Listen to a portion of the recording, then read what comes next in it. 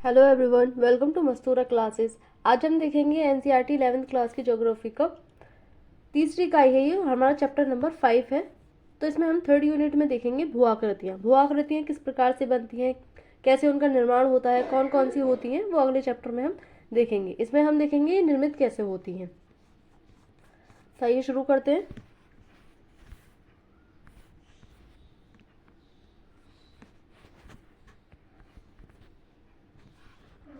तो भू आकृतिक प्रक्रियाएं कौन कौन सी होती हैं। पृथ्वी की उत्पत्ति कैसे हुई, इसकी परपटी एवं अन्य आंतरिक संस्तरों का क्रम विकास कैसे हुआ, भूपरपटी प्लेट्स का संचलन किस प्रकार हुआ एवं कैसे हो रहा है। प्लेट्स के बारे में हमने देखा था पिछले चैप्टर में, जो हमारा महाद्वीपीय विस्थापन है किस प्रकार से गति कर रहा है।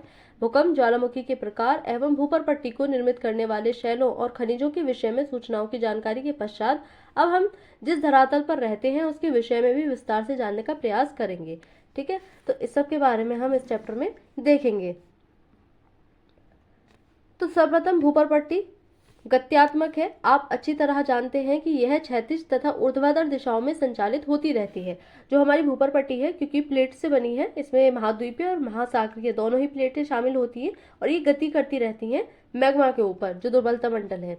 निश्चित तौर पर यह भूतकाल में वर्तमान गति की अपेक्षा थोड़ी तीव्रतर संचालित होती थी। भूपरपट्टी का निर्माण करने वाले पृथ्वी के भीतर सक्रिय आंतरिक बलों में पाया जाने वाला अंतर ही पृथ्वी के बाह्य सतह में अंतर के लिए उत्तरदायी है। जो पृथ्वी के अंदर बल लग रहे हैं, उसी के कारण आज का हमें जो बदला हुआ मैप दिखाई देता है, वो उसी का परिणाम है। मूलतः धरातल सूर्य से प्राप्त ऊर्जा द्वारा प्रेरित बाह्य बलों से अनवरत प्रभावित होता रहता है। जो बाह्य बल है पृथ्वी के, जो सूर्य के द्वारा लगते हैं, उससे भी प्रभावित होता है, जिसके कारण बदलता है। निश्चित रूप से आंतरिक बल अभी भी सक्रिय हैं, यद्यपि उनकी तीव्रता में अंतर है। जो आंतरिक बल पृथ्वी के नीचे से लग रहे हैं, आंतरिक बल वो होते हैं जो पृथ्वी के नीचे से लगते हैं, और बाह्य बल वो होते हैं जो पृथ्वी के ऊपर से लगते हैं। तो आंतरिक बल जो है वो अभी भी लग रहे हैं। इसका तात्पर्य है कि धरातल पृथ्वी मंडल के अंतर्गत उत्पन्न हुए बाह्य बलों एवं पृथ्वी के अंदर अद्भुत आंतरिक बलों से अनवरत प्रभावित होता है तथा यह संवेदा परिवर्तनशील है। बाह्य बलों को बहिर्जनिक एक्सोजेनिक तथा आंतरिक बलों को अंतर्जनिक एंडोजेनिक बल कहते हैं। तो दो प्रकार के बल होते हैं पृथ्वी पर, बाह्यजनिक और अंतर्जनित। बाह्यजनिक बलों की क्रियाओं का परिणाम होता है उभरी हुई भू आकृतियां का विघर्षण। जो हमारी उभरी हुई आकृतियां होती हैं पृथ्वी की बाहर निकली हुई, उनके विघर्षण होता है तथा बेसिन या निम्न क्षेत्रों या गर्तों का भराव धरातल पर अपर्दन के माध्यम से उच्चावच के मध्य अंतर के कम होने को तल संतुलन कहते हैं। अंतर्जनित शक्तियां निरंतर धरातल के भागों को ऊपर उठाती हैं या उनका निर्माण करती हैं तथा इस प्रकार बहिर्जनिक प्रक्रियाएं उच्चावच में भिन्नता को सम बराबर करने में असफल रहती हैं। अतएव भिन्नता तब तक बनी रहती है जब तक बहिर्जनिक एवं अंतर्जनिक बलों के विरोधात्मक कार्य चलते रहते हैं। यानी कि जब तक ये प्रक्रियाएं चलती हैं तब तक दोनों बल जो है बहिर्जनिक और अंतर्जनित एक दूसरे पर बल लगाते रहते हैं। सामान्यतः अंतर्जनित बल मूल रूप से भू आकृतिक निर्माण करने वाले बल हैं। जो हमें आकृतियां आज हमें दिखाई देती हैं पृथ्वी की सतह पर, चाहे वो पहाड़ हो, ज्वालामुखी हो, पठार हो, ये सारी किसके कारण होती है? ये सब होती है अंतर्जनित बलों के कारण, जो हमने अभी प्लेट टेक्टोनिक वाले चैप्टर में पिछली बार जो था देखा था। तथा बहिर्जनिक प्रक्रियाएं मुख्य रूप से भूमि विघर्षण बल होती हैं। भूतल संवेदनशील मानव अपने निर्वाह के लिए इस पर निर्भर करता है तथा इसका व्यापक एवं सघन उपयोग करता है।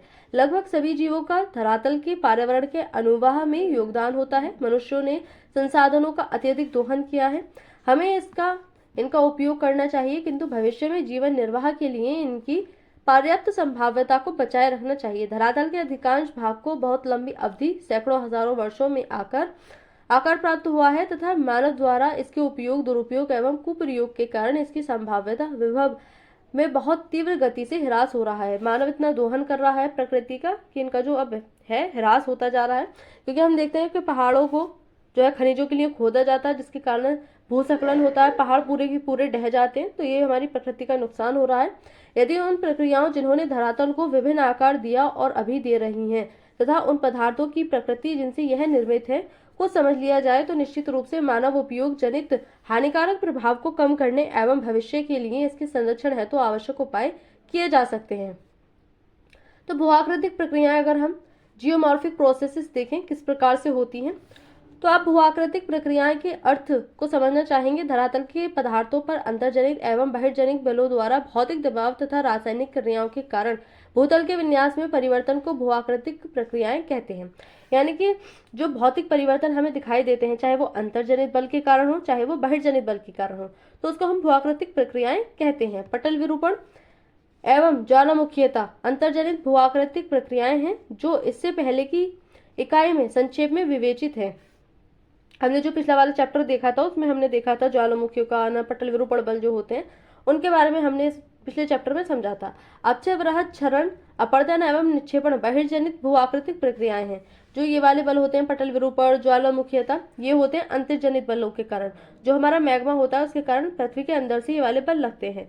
बहिर्जनित में अपरदन, निक्षेपण और अपक्षय इन बलों का कार्य होता है जिसके कारण हमें भूआकृतियां बनती हुई या टूटती हुई दिखाई देती हैं। तो इस चैप्टर में हम इन्हीं बलों को समझेंगे। इनका इस अध्याय में विस्तार से विवेचन किया गया है। जो बहिर्जनित प्रक्रियाएं हैं उनको समझने का कोशिश करेंगे हम इस चैप्टर में।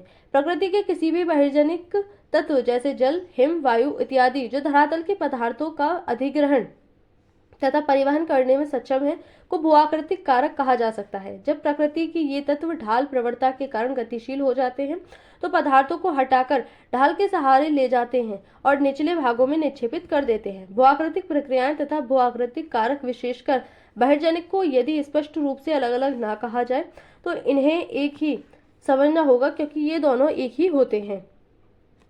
एक प्रक्रिया एक बल होता है जो धरातल के पदार्थों के साथ अनुप्रयुक्त होने पर प्रभावी हो जाता है। यह कारक एजेंट एक गतिशील माध्यम जैसे प्रवाहित जल, हिमानी हवा, लहरें एवं धाराएं आदि इत्यादि है जो धरातल के पदार्थों को हटाता ले जाता है तथा निक्षेपित करता है।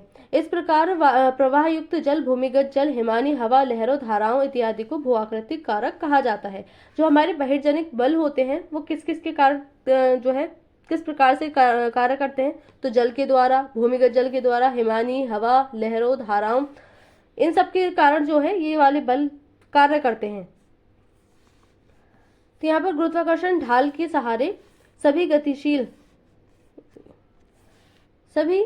गतिशील पदार्थों को सक्रिय बनाने वाले दिशात्मक बल होने के साथ साथ धरातल के पदार्थों पर दबाव डालता है। प्रत्यक्ष गुरुत्वाकर्षण प्रतिबल लहरों एवं ज्वार भाटा जनित धाराओं, जो ज्वार भाटा आते हैं, पानी का ऊपर उठना और नीचे गिरना, क्रियाशील बनाता है। निसंदेह गुरुत्वाकर्षण एवं ढाल प्रवणता के अभाव में गतिशीलता संभव नहीं है, अतः अपरदन, परिवहन एवं निक्षेपण भी नहीं होगा। गुरुत्वाकर्षण एक ऐसा बल है जिसके माध्यम से हम धरातल से संपर्क में रहते हैं। यह बल वह है जो भूतल के सभी पदार्थों के संचालन को प्रारंभ करता है। सभी संचालन चाहे वे पृथ्वी के अंदर हों या सतह पर प्रवणता के कारण ही घटित होते हैं, जैसे ऊंचे स्तर से नीचे स्तर की ओर तथा उच्च वायुदाब क्षेत्र से निम्न वायुदाब क्षेत्र की ओर ये होते हैं। अंतर्जनित प्रक्रियाएं कौन सी होती हैं? Endogenic process. तो पृथ्वी के अंदर से निकलने वाली ऊर्जा भूआकृतिक प्रक्रियाओं के लिए प्रमुख परिस्रोत होती है। पृथ्वी के अंदर की ऊर्जा अधिकांशतः रेडियोधर्मी क्रियाओं, घूर्णन एवं ज्वारीय घर्षण तथा पृथ्वी की उत्पत्ति से जुड़ी ऊष्मा द्वारा उत्पन्न होती है। भूतापीय प्रवणता एवं अंदर से निकलने वाली ऊष्मा प्रवाह से प्राप्त ऊर्जा पटल विरूपण एवं ज्वालामुखीयता को प्रेरित करती है। जो पृथ्वी के अंदर से मैग्मा निकलता है जो धरातल पर आता है उसके कारण हमें अलग अलग प्रक्रियाएं होते हुए यहाँ पर देखते हैं। भूतापीय प्रवणता एवं अंदर की ऊष्मा प्रवाह भूपरपट्टी की मोटाई एवं दृढ़ता में अंतर के कारण अंतर्जनित बलों के कार्य समान नहीं होते हैं, अलग अलग बल होते हैं, क्योंकि कहीं पर भूपरपट्टी ज्यादा मोटी है, कहीं पर पतली है। तो हमने अलग अलग प्रक्रियाएं होती हुई देखी है, कहीं पर पहाड़ बनते देखें, कहीं पर ज्वालामुखी फटते देखें, कहीं कटक बनते हुए देखें। तो अलग अलग प्रक्रियाएं, अलग अलग जो संरचनाएं हैं वो होती हैं इसके कारण। अतः विवर्तनिक द्वारा नियंत्रित मूल भूपरपट्टी की सतह असमतल होती है। पटल विरूपण। तो सभी प्रक्रियाएं जो भूपरपट्टी को संचालित, उत्थापित तथा निर्मित करती हैं पटल विरूपण के अंतर्गत आती हैं। इनमें निम्नलिखित सम्मिलित हैं। कौन कौन से? तीक्ष्ण वलयन के माध्यम से पर्वत निर्माण तथा भूपरपट्टी की लंबी एवं संकीर्ण पट्टियों को प्रभावित करने वाली पर्वतनी प्रक्रिया जिससे पर्वत बनते हैं। नंबर 2, धरातल के बड़े भाग के उत्थान तथा विकृति में संलग्न महाद्वीप रचना संबंधी प्रक्रियाएं। नंबर 3, अपेक्षाकृत छोटे स्थानीय संचलन के कारण उत्पन्न भूकंप, जो भूकंप आते हैं वो भी इसी के कारण आते हैं।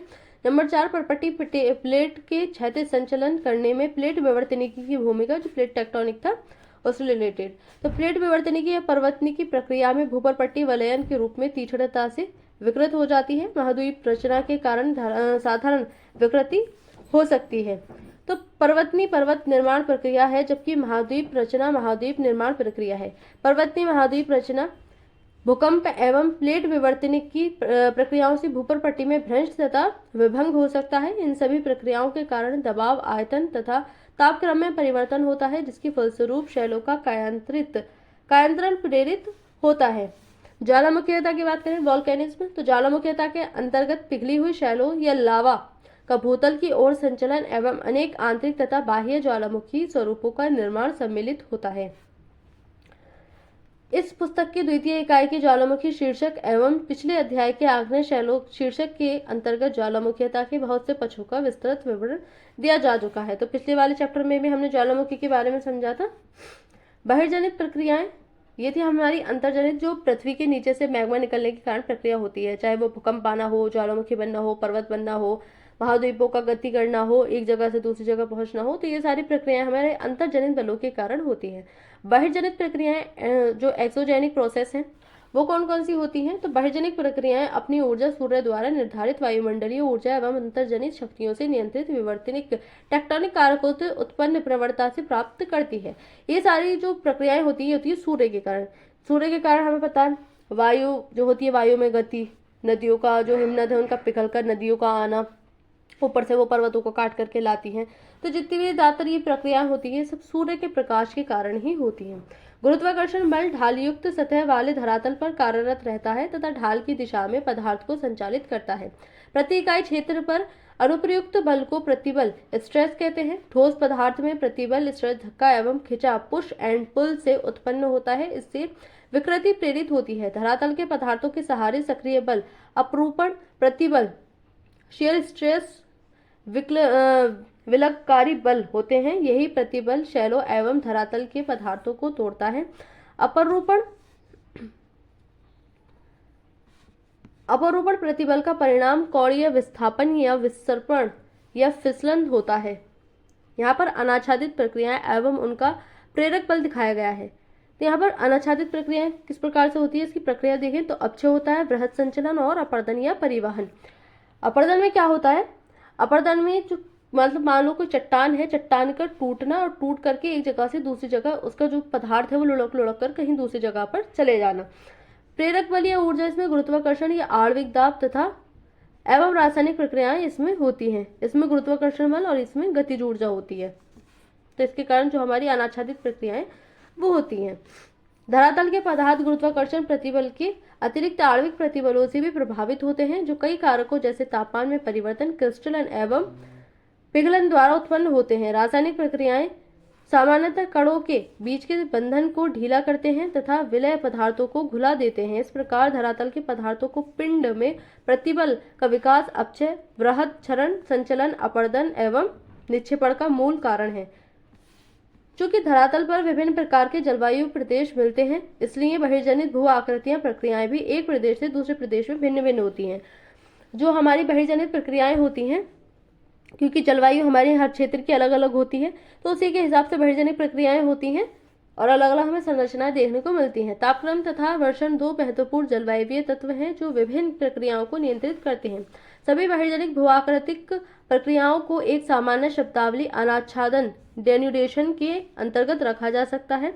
अनाच्छादन शब्द का अर्थ होता है निरवृत्त, स्ट्रिप ऑफ करना या आवरण हटाना, यानी कि टूटना। एक तरह से हम कहें डेन्यूडेशन का मतलब क्या होता है? टूटना। अपक्षय, वृहद क्षरण, संचलन, अपर्दन, परिवहन आदि सभी इसमें सम्मिलित किए जाते हैं। अनाच्छादन प्रक्रियाओं तथा उनसे संबंधित प्रेरक बल को दर्शाता है। इससे यह स्पष्ट हो जाना चाहिए कि प्रत्येक प्रक्रिया के लिए एक विशिष्ट प्रेरक बल या ऊर्जा होती है। जितनी भी प्रक्रियाएं हमारी पृथ्वी पर होती हैं उनके लिए एक ऊर्जा या बल की आवश्यकता होती ही है। बहिर्जनित भूआकृतिक प्रक्रियाएं एक क्षेत्र से दूसरे क्षेत्र में भिन्न भिन्न होती हैं। जैसा कि स्पष्ट है कि पृथ्वी के धरातल पर तापीय प्रवणता के कारण भिन्न भिन्न जलवायु प्रदेश स्थित हैं। पूरी पृथ्वी पर अलग अलग जलवायु प्रदेश हैं, जैसे कि हम जानते हैं पूरी पृथ्वी की। तो इसी हिसाब से बहिर्जनिक प्रक्रियाएं होती हैं, जो कि अक्षांशीय, मौसमी एवं जलथल विस्तार में भिन्नता के द्वारा उत्पन्न होती हैं। तापमान एवं वर्षण जलवायु के दो महत्वपूर्ण घटक हैं, जो कि विभिन्न भूआकृतिक प्रक्रियाओं को नियंत्रित करते हैं। वनस्पति का घनत्व, प्रकार एवं वितरण जो प्रमुखतः वर्षा एवं तापक्रम पर निर्भर करते हैं। बहिर्जनिक भूआकृतिक प्रक्रियाओं पर अप्रत्यक्ष प्रभाव डालते हैं। विभिन्न जलवायु प्रदेशों में विभिन्न जलवायवीय तत्वों जैसे ऊंचाई में अंतर, दक्षिणमुखी ढालों पर पूर्व एवं पश्चिमी मुखी ढालों की अपेक्षा अधिक सूर्यताप प्राप्त आदि के कारण स्थानीय भिन्नता पाई जाती है। पुनश्च वायु का वेग एवं दिशा, वर्षण की मात्रा एवं प्रकार, इसकी गहनता, वर्षण एवं वाष्पीकरण में संबंध, तापक्रम की दैनिक श्रेणी, हिमकरण एवं पिघलन की आवृत्ति, तुषार व्यापन की गहराई इत्यादि में अंतर के कारण किसी भी जलवायु प्रदेश के अंदर भूआकृतिक प्रक्रियाएं भिन्न भिन्न होती हैं, अलग अलग प्रक्रियाएं यहाँ पर होती हैं।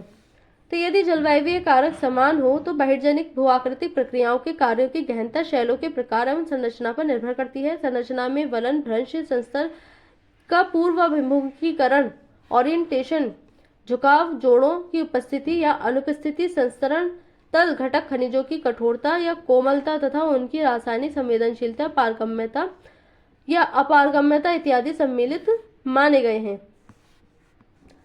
यहाँ पर जलवायु एवं अक्षय मेंटल की गहराई, जो हमारा मेंटल होता है, जो हमारा क्रस्ट है, भूपर पट्टी, इसके नीचे मेंटल है, तो यहाँ पर उसके बारे में बताया गया है। सबसे न्यूनतम शैल जो 1 नंबर है, यहाँ पर एक नंबर पर सबसे न्यूनतम शैल है। सूक्ष्म रासायनिक परिवर्तन का क्षेत्र यहाँ पर दिखाया गया है नंबर 2 पर। नंबर 3 पर सामान्य से अच्छा रासायनिक परिवर्तन का क्षेत्र दिखाया गया है। नंबर 4 पर मृत्तिका खनिज क्षेत्र दिखाए गए हैं। नंबर 5 पर एल्यूमिनियम के ऑक्साइड की अधिकता का क्षेत्र दिखाया गया है और नंबर 6 पर लौह तथा एल्यूमिनियम ऑक्साइड युक्त मृदा को दिखाया गया है। तो यहाँ पर टैगा, पोर्टजॉल क्षेत्र, अर्ध मरुस्थल तथा मरुस्थल, सवाना, स्टेपी, जो अलग अलग क्षेत्र हैं, ऊपर वाली और नीचे जो है पृथ्वी के आंतरिक वाली, उसकी संरचना को यहाँ पर दिखाया गया है। विभिन्न प्रकार की शैलों अपनी संरचना में भिन्नता के कारण भूआकृतिक प्रक्रियाओं के प्रति विभिन्न प्रतिरोध क्षमता प्रस्तुत करती हैं। एक विशेष शैल एक प्रक्रिया के प्रति प्रतिरोधपूर्ण तथा वही दूसरी प्रक्रिया के प्रति प्रतिरोध रहित हो सकती है। विभिन्न जलवायवीय दशाओं में एक विशेष प्रकार की शैलें भूआकृतिक प्रक्रियाओं के प्रति भिन्न भिन्न अंशों का प्रतिरोध प्रस्तुत कर सकती हैं। अतएव वे भिन्न दरों पर कार्यरत रहती हैं तथा स्थलाकृति में भिन्नता का कारण बन जाती हैं।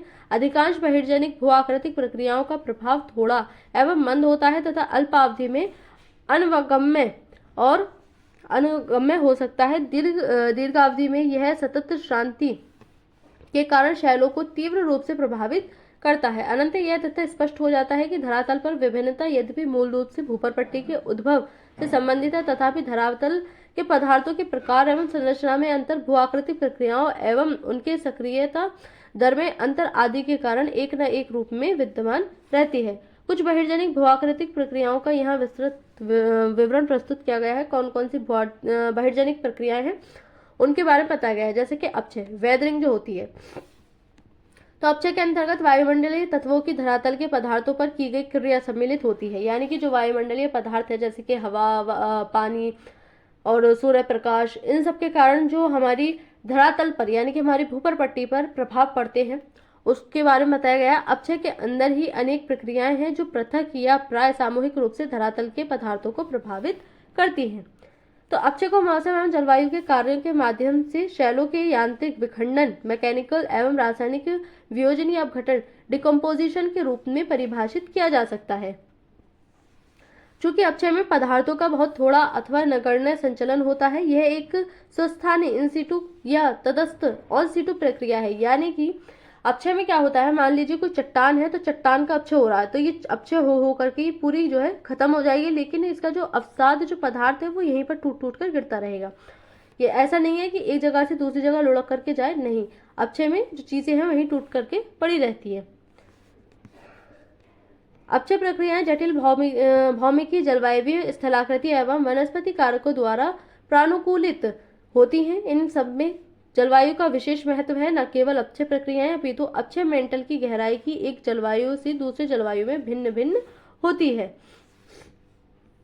अपक्षय प्रक्रियाओं के 3 प्रमुख प्रकार हैं। कौन कौन से? रासायनिक, भौतिक, यांत्रिक, जैविक। इनमें से कोई एक प्रक्रिया कतिपय ही अकेले काम करती है, परंतु प्राय किसी एक प्रक्रिया का अधिक महत्वपूर्ण योगदान देखा जा सकता है। रासायनिक अपक्षय प्रक्रियाएं कौन सी है? Chemical weathering process. तो अपक्षय प्रक्रियाओं का एक समूह जैसे कि विलयन, कार्बोनेटीकरण, जलयोजन, ऑक्सीकरण तथा न्यूनीकरण शैलों के अपघटन, विलयन तथा न्यूनीकरण का कार्य करते हैं। यानी कि जो रासायनिक अपचय प्रक्रियाएं होती हैं उसमें जो हमें दिखाई देता है गैसों के द्वारा, जल के द्वारा, इनसे जो अपघटन होता है, जो शैलें टूटती हैं, उसको हम रासायनिक अपचय प्रक्रियाएं कहते हैं, जो कि रासायनिक क्रिया द्वारा सूक्ष्म अवस्था में परिवर्तित हो जाती है। ऑक्सीजन, धरातलीय जल, मृदा जल एवं अन्य अम्लों की प्रक्रिया द्वारा चट्टानों का न्यूनीकरण होता है।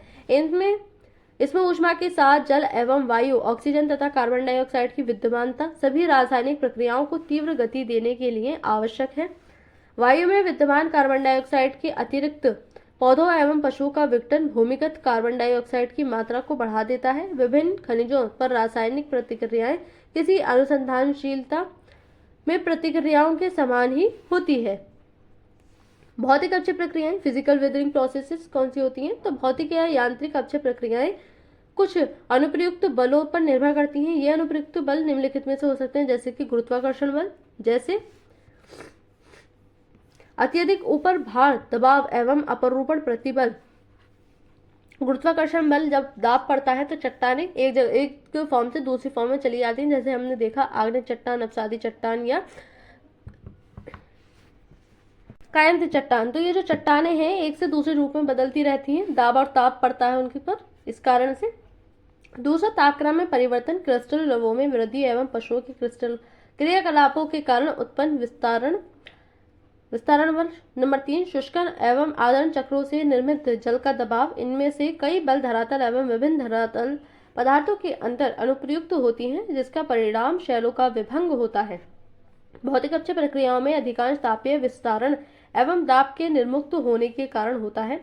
ये प्रक्रियाएं लघु एवं मंद होती हैं, ये बहुत धीमे धीमे होती हैं, कई हजारों सालों में जाकर के ये प्रक्रियाएं होती हैं, परंतु कई बार संकुचन एवं विस्तारण के कारण शैलों के सतत शांति के फलस्वरूप ये शैलों को बड़ी हानि पहुंचा सकती हैं, पूरा रूप बदल कर रख देती हैं शैलों का। जैविक कार्य एवं अपचय, बायोलॉजिकल एक्टिविटी एंड वेदरिंग किस प्रकार से होती है? तो जैविक अपचय जीवों की वृद्धि या संचालन से उत्पन्न अपचय वातावरण में भौतिक परिवर्तन के खनिजों एवं आयन के स्थानांतरण की दिशा में एक योगदान है। केंचुओं, दीमकों, चूहों, मृतकों आदि जैसे जीवों द्वारा बिल खोदने एवं वैजिक फैन के द्वारा नई सतहों का निर्माण होता है। हम देखते हैं कि जो हमारे जीव होते हैं वो भी बहुत बड़ा रोल निभाते हैं इसमें। तो जो पहाड़ होते हैं उनको चूहे धीमे धीमे करके खोदते रहते हैं, उनको खोखला कर देते हैं, पूरी संरचना उनकी बदल देते हैं। तो इस प्रकार की प्रक्रियाएं होती हैं जैविक, जिससे रासायनिक प्रक्रिया के लिए अनवरत सतह में नमी एवं हवा के वेदन में सहायता मिलती है। मानव भी वनस्पतियों को अस्त व्यस्त कर खेत जोत कर एवं मिट्टी में कृषि करके धरातलीय पदार्थों में वायु, जल एवं खनिजों के मिश्रण तथा उनमें नए संपर्क स्थापित करने में सहायता करता है। मानव बहुत बड़ी भूमिका निभाता है। आजकल तो पेड़ वगैरह काट करके उनका दोहन करते हैं, जिससे मिट्टी पूरी ढल जाती है।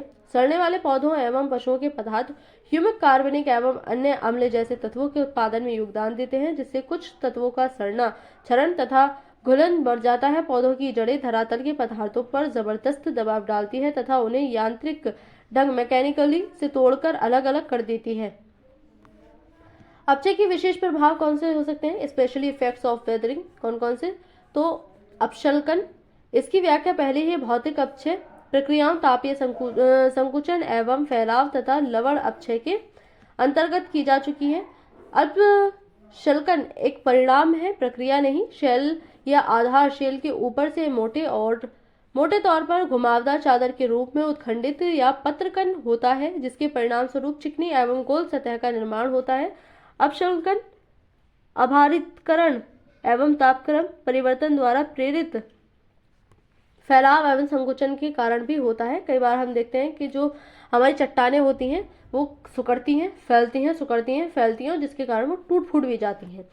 अल्पशल्कित गुंबद एवं टार्स क्रमशः आभारितकरण एवं तापीय संकुचन से उत्पन्न होते हैं। तो पूरी जो शैल है, हमारे पर्वत हैं, पहाड़ हैं, उनकी संरचना बदल जाती है। अपचय का महत्व, सिग्निफिकेंस ऑफ वेदरिंग किस प्रकार है? तो अपचय प्रक्रियाएं शैलों को छोटे छोटे टुकड़ों में तोड़ने तथा न केवल आवरण प्रस्तर एवं मृदा निर्माण के लिए मार्ग प्रशस्त करते हैं, अपितु अपर्दन एवं बृहद संचलन, मास मूवमेंट के लिए भी उत्तरदायी होते हैं। जैव मात्रा एवं जैव विविधता प्रमुखतः वनों, वनस्पति की देन तथा 1. अपक्षय प्रवाह वेदरिंग मेंटल की गहराई पर निर्भर करता है। यदि शैलों का अपक्षय न हो तो अपर्दन का कोई महत्व नहीं होता है। शैलों का अपक्षय ना हो तो अपर्दन का कोई महत्व रहता नहीं है, क्योंकि अपर्दन के बाद ही अपक्षय होता है। इसका अर्थ है कि अपक्षय वृहत क्षरण अपर्दन उच्चावच के लघुकरण में सहायक होता है एवं स्थलाकृतियां अपर्दन का परिणाम होती हैं। अपर्दन से ही जो स्थलाकृतियां हैं वो अलग अलग फॉर्म में हमें दिखाई देती हैं। शैलों का अपक्षय एवं निक्षेपण राष्ट्रीय अर्थव्यवस्था के लिए अति महत्वपूर्ण है, क्योंकि मूल्यवान खनिजों जैसे लोहा, मैग्नीशियम, एल्यूमिनियम, तांबा के अयस्कों के समृद्धिकरण एवं संकेंद्रण में यह सहायक होता है। न केवल ये जो हमारी फिजिकल चीजें जितनी प्रक्रियाएं हमारी चलेंगी, पूरी प्रोसेस चल रही है अपक्षय वगैरह अपर्दन, इनसे केवल जो हमारे भौतिक परिवर्तन है वो आ रहे हैं, बल्कि इकोनॉमी में भी बहुत ज्यादा जो लाभ है वो देश को मिलता है। अपक्षय मृदा निर्माण की एक महत्वपूर्ण प्रक्रिया है।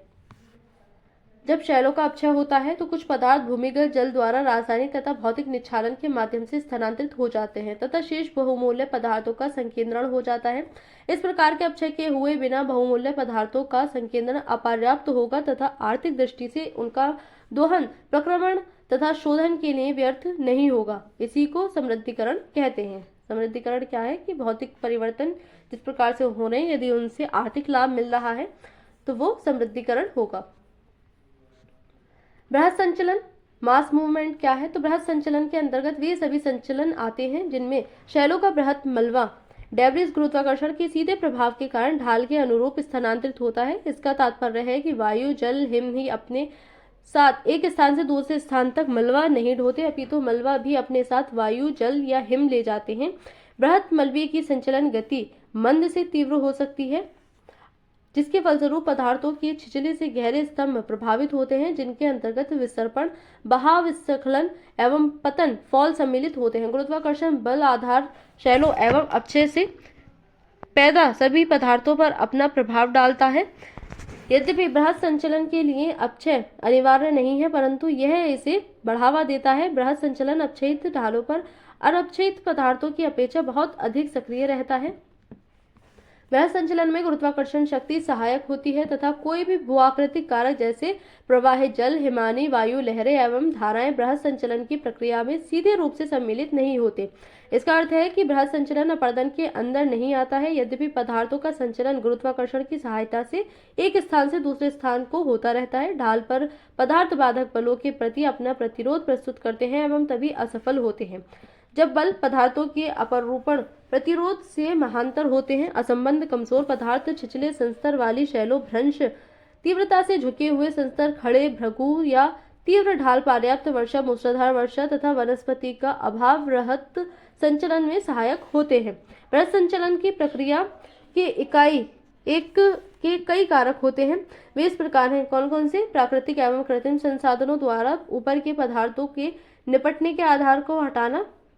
नंबर 2, ढालों की प्रवणता एवं ऊंचाई में वृद्धि। नंबर 3, पदार्थों की प्राकृतिक तथा कृत्रिम भराव के कारण उत्पन्न अतिभार। नंबर 4, अत्यधिक वर्षा, संतृप्ति एवं ढाल के पदार्थों की स्नेह ल्यूब्रिकेशन द्वारा उत्पन्न अतिभार। नंबर 5, मूल ढाल की सतह पर से पदार्थ या भार हटाना। नंबर 6, भूकंपाना। नंबर 7, विस्फोट या मशीनों का कंपन, वाइब्रेशन। नंबर 8, अत्यधिक प्रकृति रिसाव। नंबर 9, झीलों, जलाशय एवं नदियों से भारी मात्रा में जल निष्कासन एवं परिणाम स्वरूप ढालों एवं नदी तटों के नीचे जल का मंद गति से बहना। नंबर 5, प्राकृतिक वनस्पति का अंधाधुंध विनाश।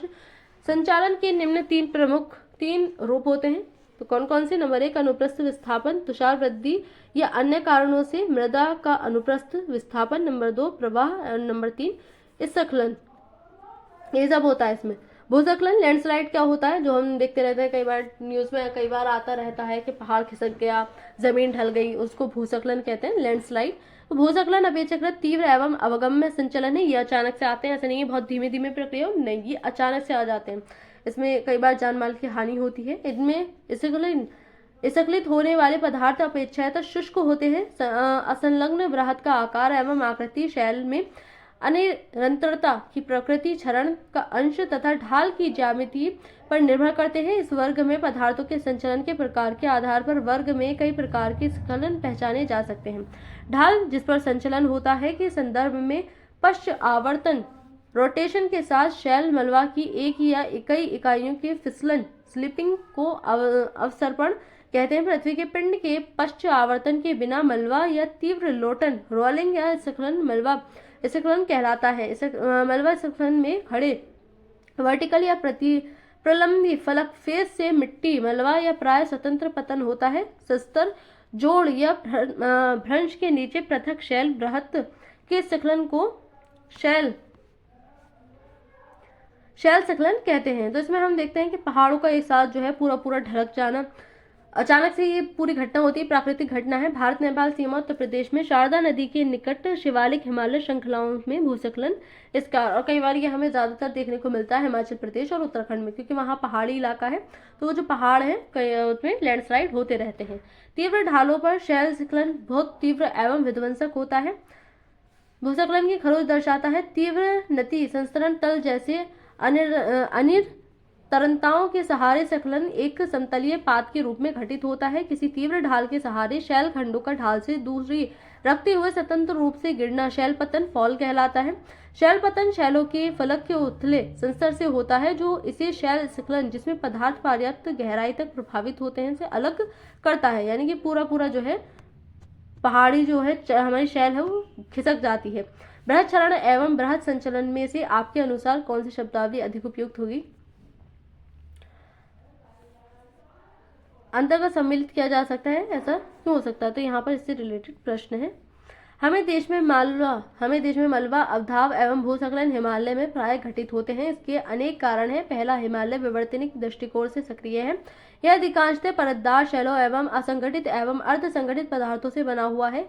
इसकी ढाल मध्यस्थ न होकर तीव्र है। हिमालय की तुलना में तमिलनाडु, कर्नाटक एवं केरल की सीमा बनाता हुआ नीलगिरी एवं पश्चिमी तट के किनारे पश्चिमी घाट अपेक्षाकृत विवर्तनी की दृष्टि से अधिक अस्थायी स्टेबल है तथा बहुत कठोर शैलों से निर्मित है, परंतु अब भी इन पहाड़ियों में मलबा अवधाव एवं भूस्खलन होते रहते हैं। यद्यपि उनकी बारंबारता उतनी नहीं है जितनी हिमालय में, क्योंकि पश्चिमी घाट एवं नीलगिरी में ढाल खड़े भृगु एवं कगार के साथ तीव्रतर है।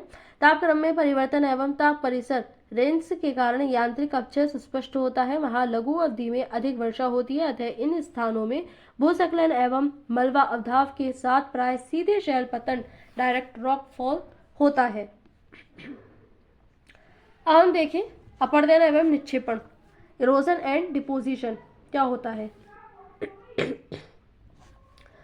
तो अपर्दन के अंतर्गत शैलों के मलबे की अवापति एवं उनके परिवहन को सम्मिलित किया जाता है। पिंडाकार शैलें जब अपक्षय एवं अन्य क्रियाओं के कारण छोटे छोटे टुकड़ों में टूटती हैं, तो अपर्दन के भूआकृतिक कारक जैसे कि प्रवाहित जल, भौमजल, हिमानी वायु, लहरें एवं धाराएं उनको एक स्थान से हटाकर दूसरे स्थानों को ले जाते हैं, जो कि इन कारकों के गत्यात्मक रूप पर निर्भर करते हैं। भूआकृतिक कारकों द्वारा परिवहन किया जाने वाले चट्टानी मलबे द्वारा घर्षण भी अपर्दन में पर्याप्त योगदान देता है। अपर्दन द्वारा अच्छावच का निम्नीकरण होता है, अर्थात भूदृश्य विघर्षित होते हैं। इसका तात्पर्य है कि अपक्षय अपर्दन में सहायक होता है। जो अपक्षय होता है वो अपर्दन में बहुत हेल्प करता है, क्योंकि हम जानते हैं कि अपक्षय में क्या होता है। अपक्षय में किसी भी शैल का, चट्टान का, किसी भी भूआकृति का टूटना फूटना होता है।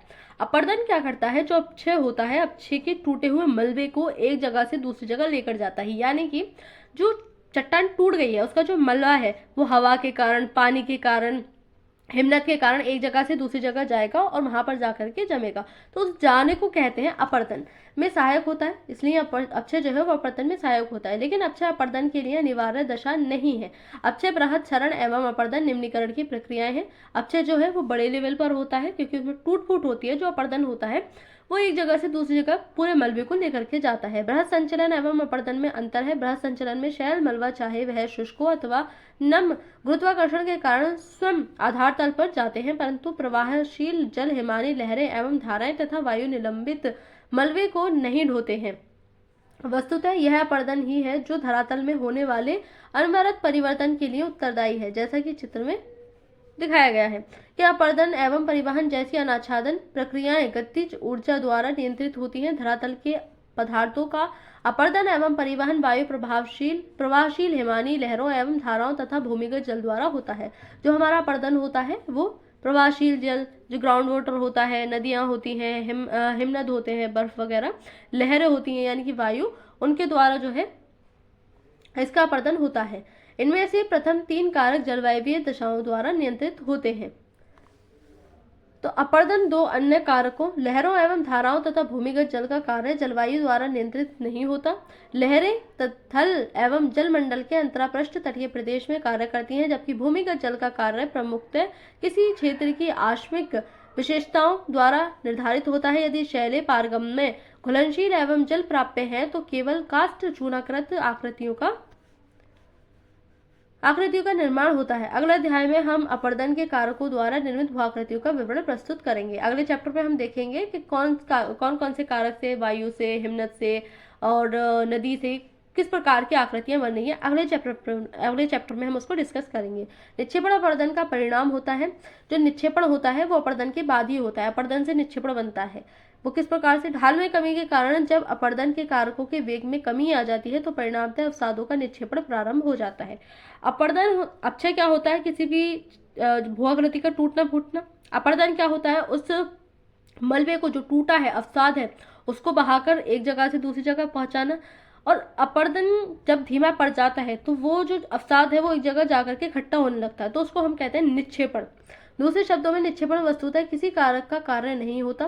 पहले स्थूल तथा बाद में सूक्ष्म पदार्थ निक्षेपित डिपोजिटेड होते हैं और निक्षेप से निम्न भूभाग डिप्रेशंस भर जाते हैं। वहीं अपर्दन के कारक जैसे प्रवाहयुक्त जल, हिमानी वायु, लहरें, धाराएं एवं भूमिगत जल इत्यादि तल्लोचन अथवा निक्षेपण के कारक के रूप में भी कार्य करने लग जाते हैं। अपर्दन एवं निक्षेपण के कारण धरातल पर क्या होता है, इसका विवेचन अगले अध्याय भू-आकृतिक एवं उनका उद्भव में किया गया है। अगले चैप्टर में हम देखेंगे कि निक्षेपण के कारण किस प्रकार की जो क्रियाएं हैं वो कैसी कैसी हो रही हैं। तो यहाँ पर मृदा निर्माण, सॉइल फॉर्मेशन किस प्रकार से है। आप पौधों को मृदा में बढ़ते हुए देखते हैं। आप मैदान में खेलते हैं और मृदा के संपर्क में आते हैं। आप मृदा को छूते हैं और उसका अनुभव करते हैं और आपके कपड़ों पर भी मिट्टी लग जाती है। आपको कैसा अनुभव होता है, क्या आप बता सकते हैं जब मिट्टी लग जाती है। तो वैसे तो हम करते हैं कि गंदी है, गंदे हो गई ये वो, पर मिट्टी में खेलना, मिट्टी में एक्टिव रहना बहुत जरूरी है, क्योंकि मिट्टी से ही सब कुछ है। मृदा एक गत्यात्मक माध्यम है जिसमें बहुत सी रासायनिक, भौतिक एवं जैविक क्रियाएं अनवरत चलती रहती है। मृदा अक्षय अपकर्षण का परिणाम है। यह वृद्धि का माध्यम भी है। यह एक परिवर्तनशील एवं विकासोन्मुख तत्व है। इसकी बहुत सी विशेषताएं मौसम के साथ बदलती रहती हैं। यह वैकल्पिक रूप से ठंडी और गर्म या शुष्क एवं आर्द्र हो सकती हैं। यदि मृदा बहुत अधिक ठंडी या बहुत अधिक शुष्क होती है तो जैविक क्रिया मंद या बंद हो जाती है। यदि इसमें पत्तियां गिरती हैं या घासें सूख जाती हैं तो जैव पदार्थ बढ़ जाते हैं।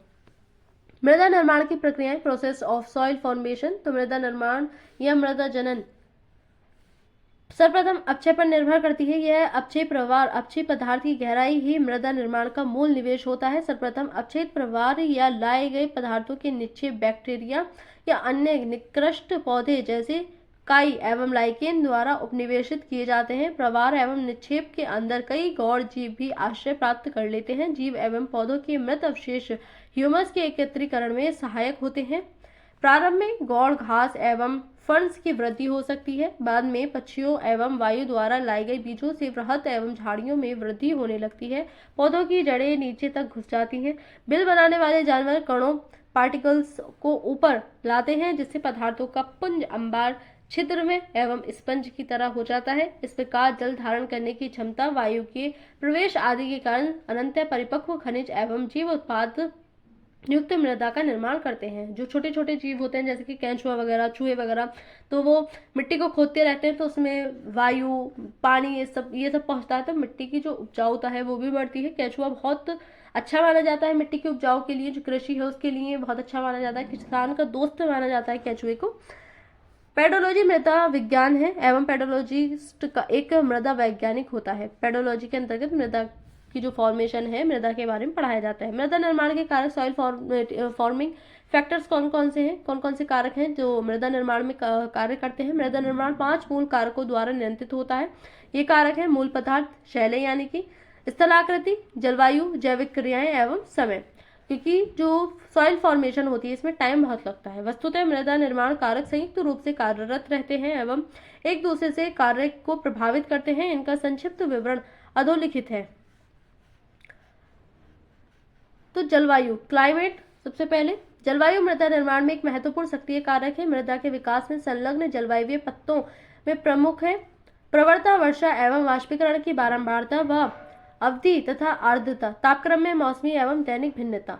मूल पदार्थ या शैल, मृदा निर्माण में मूल शैल एक निष्क्रिय नियंत्रक कारक है। मूल शैल कोई भी स्वस्थानी इंसिटू या उसी स्थान पर अपक्षय शैल, मलबा, अपशिष्ट मृदा या लाए गए निक्षेप परिवहन करत मृदा हो सकती है। मृदा निर्माण गठन मलबा के आकार, संरचना, एकल या पृथक कणों या मलबा के कणों का विन्यास तथा शैल निक्षेप की खनिज एवं रासायनिक संयोजन पर निर्भर करता है।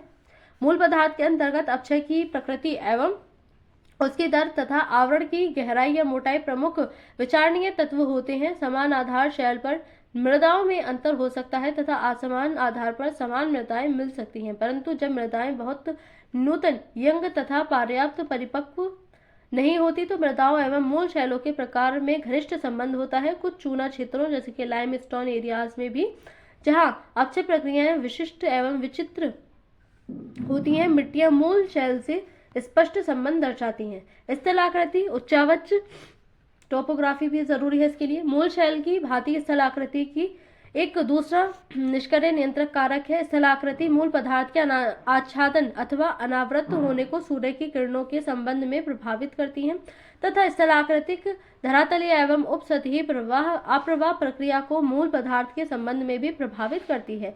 तीव्र ढालों पर मृदा छिछली, थिन तथा सपाट क्षेत्रों पर गहरी या मोटी, थिक होती है। निम्न ढालों जहां पर्दन मंद तथा जल का परिश्रवण अच्छा होता है, मृदा निर्माण बहुत अनुकूल होता है, क्योंकि जो सपाट जगह होती है, मैदान वाले एरिया हम देखते हैं वहां पर मिट्टी अच्छी मात्रा में होती है, मोटी मिट्टी होती है, जिसके कारण उसमें उपजाऊपन जो है यानी कि कृषि भी अच्छे से हो पाती है। सपाट या समतल क्षेत्रों में चीका मिट्टी, क्ले के मोटे स्तर का विकास हो सकता है तथा जैव पदार्थ के अच्छे एकत्रीकरण के साथ मिट्टी या मृदा का रंग भी गहरा या काला हो सकता है।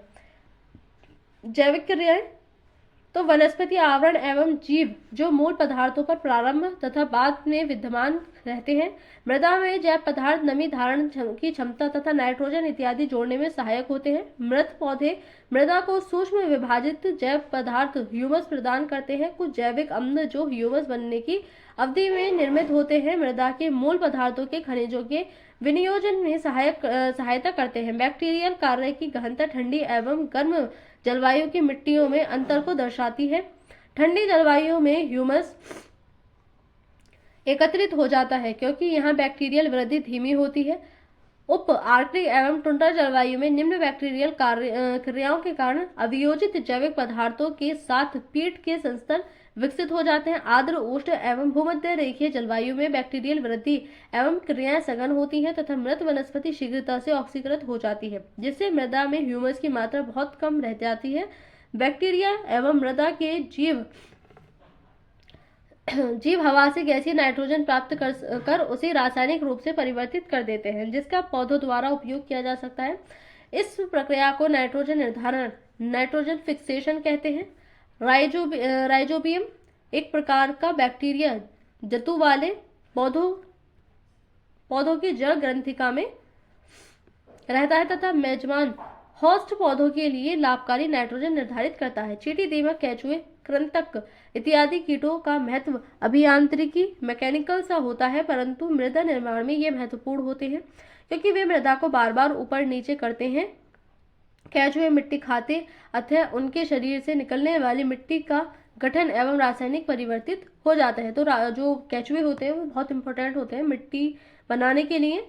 कालावधि, टाइमिंग बहुत जरूरी है। मृदा निर्माण में कालावधि तीसरा महत्वपूर्ण कारक है। मृदा निर्माण प्रक्रियाओं के प्रचलन में लगने वाले काल समय की अवधि मृदा की परिपक्वता एवं उसके पार्श्विक प्रोफाइल का विकास निर्धारण करती है। एक मृदा तभी परिपक्व होती है जब मृदा निर्माण की सभी प्रक्रियाएं लंबे काल तक पार्श्विक का विकास करते हुए कार्यरत रहती हैं। थोड़े समय पहले रिसेंटली निक्षेपित जलोढ़ मिट्टी या हिमानी टिल से विकसित मृदाएं तरुण या युवा यंग मानी जाती हैं तथा उनमें संस्तर हॉरिजॉन का अभाव होता है अथवा कम विकसित संस्तर मिलता है। संपूर्ण परिप्रेक्ष्य में मिट्टी के विकास या उसकी परिपक्वता के लिए कोई विशिष्ट स्पेसिफिक कालावधि नहीं है, यानी कि कितना टाइम लगेगा ये निर्धारित नहीं है। कितना भी टाइम लग सकता है, ज़्यादा टाइम भी लग सकता है, कम भी लग सकता है, अधिकतर तो ज़्यादा ही लगता है। कई हजार सालों में जाकर के थोड़ी सी मिट्टी, 1 सेंटीमीटर मिट्टी का निर्माण हो पाता है। तो आज के इस चैप्टर में हमने देखा बहिर्जनित अंतर्जनित प्रक्रियाएं किस प्रकार से फोर्स लगते हैं। अगले चैप्टर में हम देखेंगे इन फोर्स के कारण जो हमारी भूआकृतिक प्रक्रियाएं होती हैं, यानी कि कौन कौन सी आकृतियां किस प्रकार से बनती हैं, किससे बनती हैं। अगले चैप्टर में हम उसको समझेंगे। तो आज के इस चैप्टर में इतना ही। Thank you.